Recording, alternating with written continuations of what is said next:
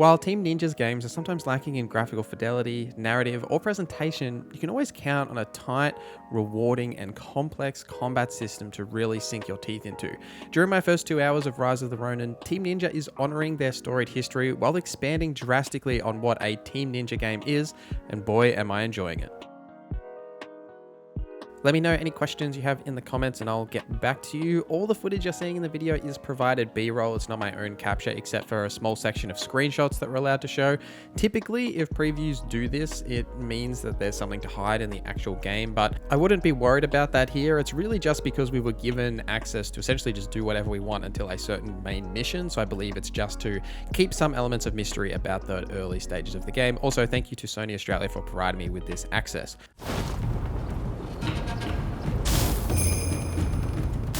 Well, we've seen a few titles, even from Sony actually, exploring historical Japan and sort of that samurai era, and this Bakumatsu era of Rise of the Ronin is really a clash of Japan and America as a bit of a cultural revolution is occurring across the lands. And this is reflected in the simplest terms of being able to use American rifles and the likes, but also in the architecture of the world and the first city you come across of Yokohama.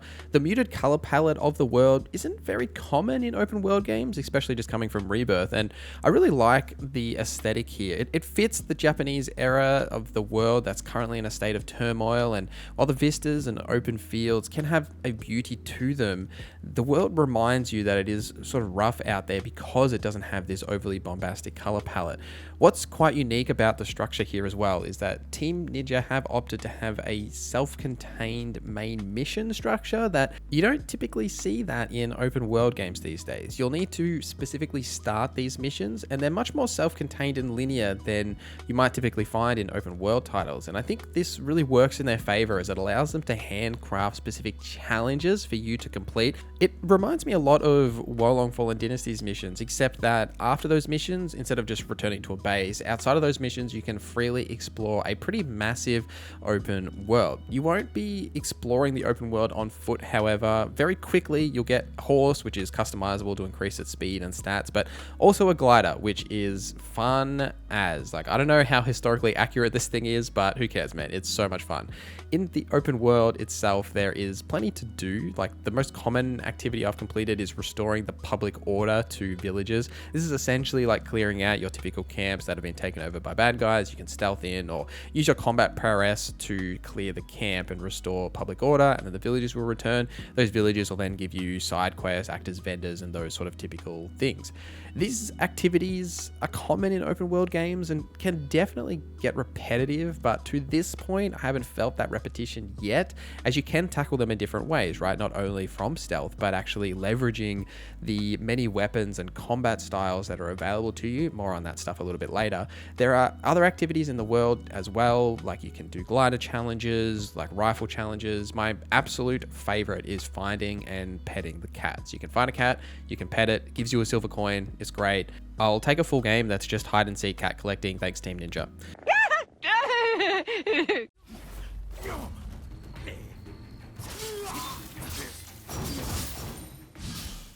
So the character creator here is, without a doubt, the best character creator that Team Ninja have ever put together. You're not only going to have the option to design 2 different characters, but the depth shown here is actually pretty staggering. I spent a good 45 minutes designing my character's looks, not only from facial structure and all the different presets you have available to you, but underneath that you've got a bunch of hairstyles that even inside those individual hairstyles you can customize, like the different top buns or bangs or things like that, and then your overall body structure and tattoos, markings, all of that stuff. Now, we're not allowed to show much of the character creator, just a few screenshots, so apologies there, but after the character creator, you will pick between a blade sharpening origin, which is essentially like your starting class leaning into one of the 4 major stats, or you can actually sort of make your own here depending on the option you pick. Now, these all leads into combat and progression, which is absolutely the most interesting part about this title to me.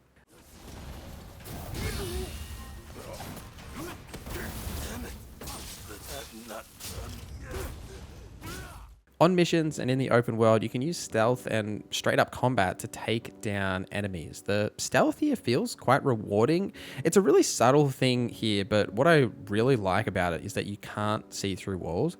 Like basically every stealth game these days, you can always see exactly where the enemies are, what way they're facing and all that stuff. And it's kind of refreshing to not be able to do that and just sort of use your wits and careful planning to try and take them out from stealth. And I've actually enjoyed that sense of threat from not actually knowing exactly where the enemies are. Now you can climb across the rooftops and do all of your stealth takedowns and everything, but when the game really opens up, it's when you actually get into that straight up combat system, and the build crafting here as well seems very deep. The combat system feels most akin to Wolong with the martial skills, which are essentially weapon abilities and a wide range of weapon types and range weapons that you can switch between in combat and out of combat. So within one weapon type, you've got its martial skills that you can use. And you can actually learn more of these martial skills by leveling up that weapon's proficiency simply by actually using that weapon. And then on top of that, each weapon has combat styles or stances that you can switch between, and they are sort of like a rock, paper, scissors that, you want to use the right one for the right enemy that you're facing to deal additional key damage, allowing you to stagger them and deal follow-up critical hits. The combat has a really solid flow to it, especially the parrying system, or counter spark as it's called here. It can also be quite challenging in typical Team Ninja fashion. The one criticism I have of the combat system is really, like, I don't know if you'd say it's the enemy AI or just their movement placement. I'm not sure exactly the terminology here, but sometimes you can sort of get stuck on geometry or fighting in a corner as the enemy sort of keeps backing up. If you pressure them, you can push them into a corner and you're sort of not using that open space that's clearly designed for you to actually throw down in.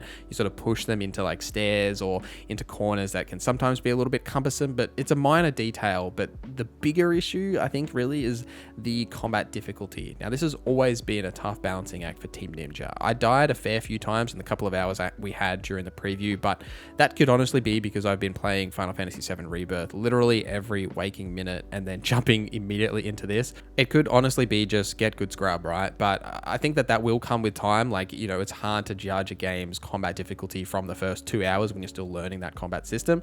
But I did absolutely feel an immense satisfaction when I beat the boss at the end of the locating the camera mission by learning their parrying timings and whittling them down and really facing them on 1v1, like mano a mano, and I thoroughly enjoyed that, which is one of my favorite things about these sort of harder Souls-light experiences. Now, you can actually have allies join you on these missions as well, and you can actually freely switch between them, use their weapons and combat abilities. Now, on top of that, you've also got your own combat abilities and weapons, and that build diversity here is really deep. Like, I'm already thinking about builds and how I'm going to make my character and multiple character builds from this point onwards. Not only do you have like the major stats like strength, dexterity, charm, and intellect that also scale with your weapons, but also each stat has their own skill tree with a large amount of skills to invest in. And you've also got on top of that secondary passives for all of your weapons and your armor slots, which also have set bonuses if you get those specific like legendary gear that has set bonuses for even more benefits. I can't show you any of this stuff because we're not allowed to show any of the UI stuff, but it's really deep and interesting, and I really can't wait to dive into the system and make builds and play around with it and figure out what's unique and interesting and what sort of builds work for me. I can't wait to spend more time in this system.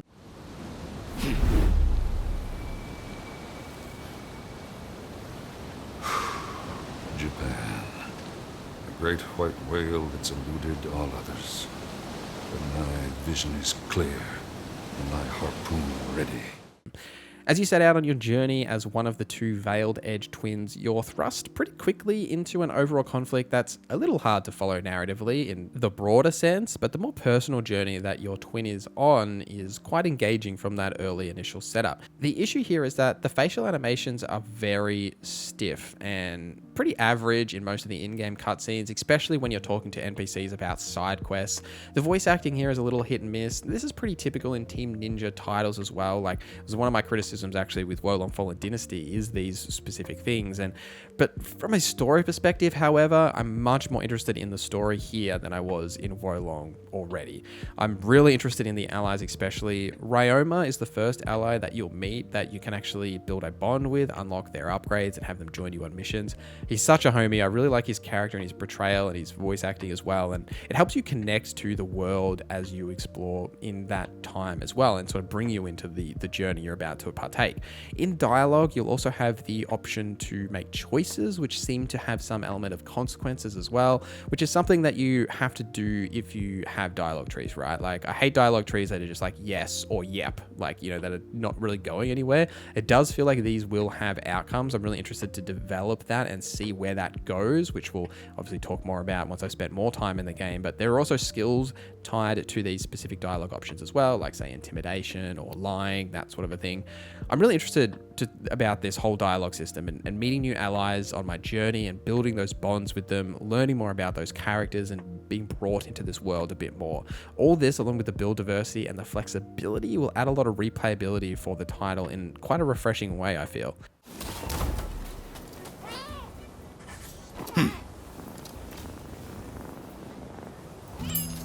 Rise of the Ronin, it feels like a combination of everything that Team Ninja has done before, from like the mission structure and allies of a Wolong Fallen Dynasty to the combat, build, and skill diversity of a Neo. There's a lot going on here, but that's before you even talk about the new things that Team Ninja are doing, from the open world to the dialogue system and the exploration.